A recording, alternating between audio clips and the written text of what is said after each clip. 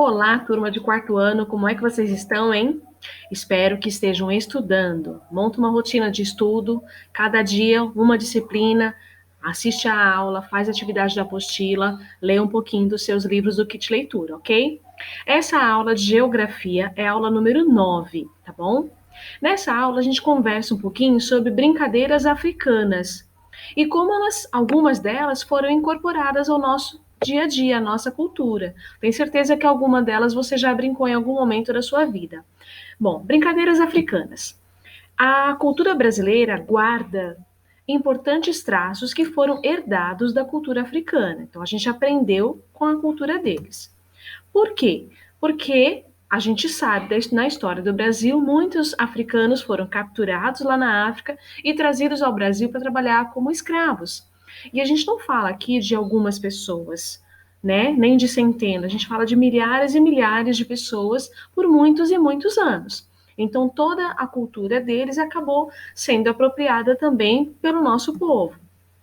Entre os povos capturados lá na África e trazidos para o Brasil, nós temos o povo Banto, Nagôs, Gegês, Alçás e Malês. E além das brincadeiras, é claro, nós aprendemos um pouco da culinária deles, religião, música e outros aspectos de cultura também. Um aspecto importante é que a gente está conversando aqui diz respeito às brincadeiras. Porque mesmo que a vida dos escravos era difícil, né, era bem complicada, triste até, as crianças ainda brincavam um pouquinho no tempinho que sobrava para a vidinha delas, tá? Duas brincadeiras a apostila traz como exemplo para vocês, a brincadeira de pegue a cauda e escravos de Jó. Pegue a cauda. É uma brincadeira de origem nigeriana, ou seja, da Nigéria, ou na África, onde a turma é dividida em duas equipes que formam filas, e os coleguinhas se segurando pelos ombros ou cintura. A última pessoa da fila vai colocar um lenço em seu bolso ou cinto, e o objetivo é que a primeira conduza os demais para tentar agarrar o lenço. Então, a fila fica fazendo um contorno assim, né? Para o primeiro da fila tentar pegar o lenço que está lá no último.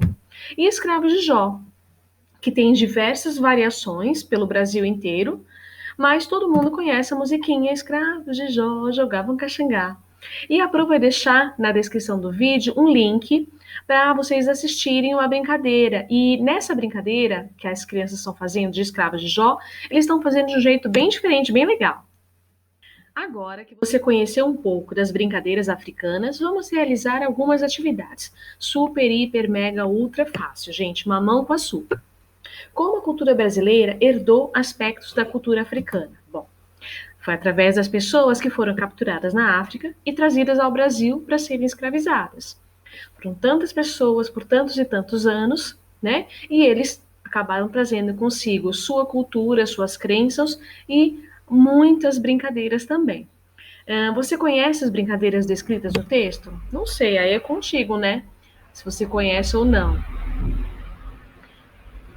Existem outras brincadeiras africanas presentes na cultura brasileira. Pesquise alguma outra de origem africana e registre em seu caderno. Bom, nós temos aí brincadeira de peão, amarelinha, pular corda, empinar pipa, cinco Marias, que eram umas almofadinhas que a gente jogava assim. Eu nunca consegui aprender, nunca tive coordenação.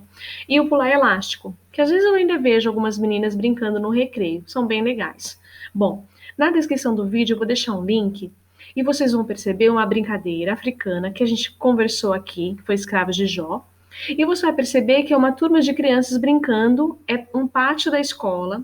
Se eu não me engano, parece uma festa que está havendo. E eles brincam de escravo de Jó de um jeito bem diferente. Porque a gente sempre brinca utilizando as mãos, né?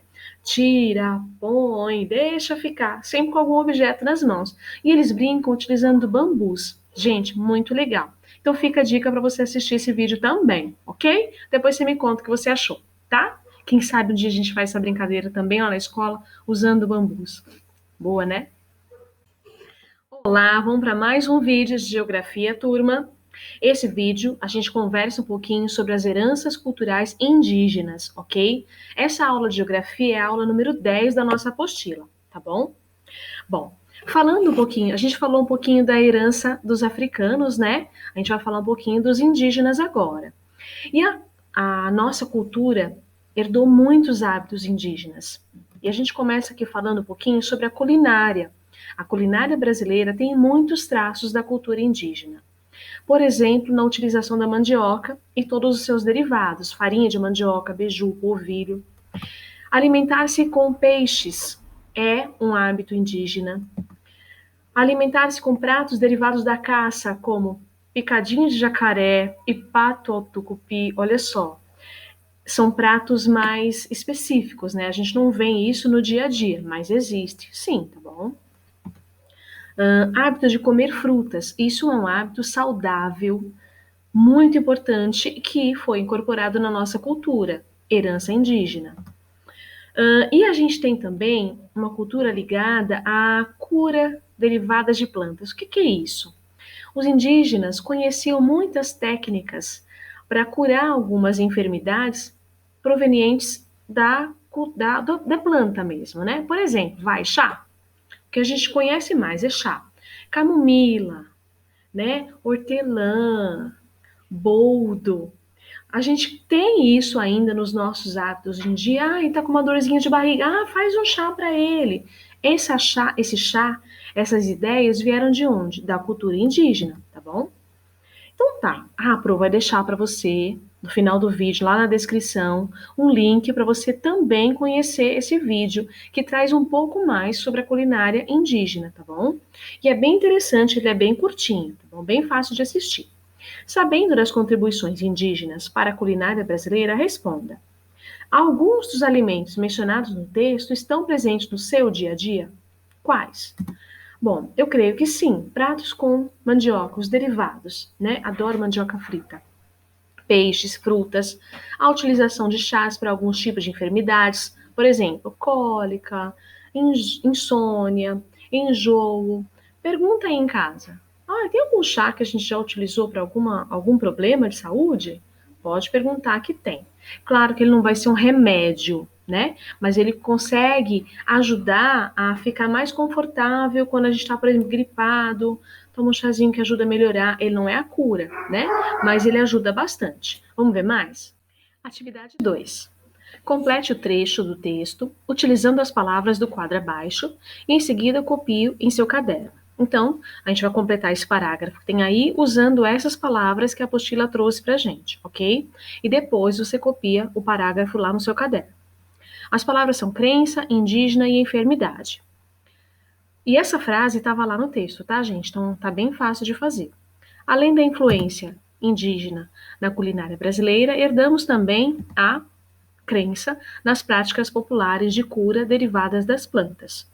Por isso, sempre se recorre ao pó de guaraná, boldo, óleo, catuaba, semente de sucupira, entre outros, para curar alguma enfermidade. Ok. A atividade 3 é uma proposta de uma pesquisa sobre algum prato típico brasileiro inspirado na culinária indígena. E aí, assim, se você for pesquisar, vai aparecer vários. Eu trouxe apenas algumas imagens para você. A tapioca, por exemplo, a paçoca, a pamonha e variados pratos com o peixe, com vários tipos de peixe, e vários tipos de tempero e várias propostas. Eu deixei para vocês, aliás, eu deixei não, estava na apostila, a sugestão para esse link, e eu vou deixar na descrição do vídeo. O vídeo se chama Culinária Indígena, o peixe e o tempero do povo Apurinã. Então vai aparecer um povo indígena, eles conversando, eles falando sobre o prato, sobre como preparar, os temperos que eles usam. É apenas um complemento, tá bom? É para ampliar conhecimentos, tá legal? E a gente se vê no próximo vídeo, ok? Até a próxima. Olá, pessoa linda de quarto ano, como é que vocês estão? Bom, vamos para mais um vídeo, mais uma aula de geografia. Essa é a aula número 11, ok? Nessa parte da apostila, nessa aula da apostila, a gente vai falar sobre capoeira, que também é uma herança africana para a gente. A capoeira é uma expressão cultural caracterizada por movimentos ágeis e harmoniosos, com um ritmo de música e com aspectos coreográficos. Então tem uma certa coreografia nesses movimentos, não é um simples movimento à toa. O principal instrumento utilizado na capoeira é o berimbau. É dele que sai o ritmo e o estilo de jogo que é característico da capoeira. A capoeira surgiu no Brasil como forma de resistência dos escravos trazidos da África. Era uma maneira deles se defenderem, né? Eles usavam para defesa física deles. E também era uma forma de resguardar a identidade deles, porque era uma prática que eles já tinham lá na África e acabaram mantendo aqui enquanto eles estavam nas senzalas, ainda no tempo da escravidão.